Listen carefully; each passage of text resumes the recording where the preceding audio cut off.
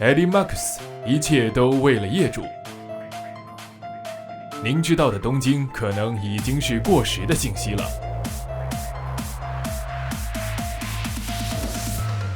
现在东京的再开发正在高速进行着。以2020年的东京奥运会为契机，城市开发的浪潮一波接着一波。东京在变化，万象更新。以车站为中心，一直到大街小巷，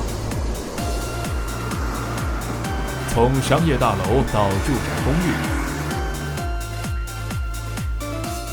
革新变旧的浪涛汹涌。预计2020年代前半，日本首批赌场开始营业。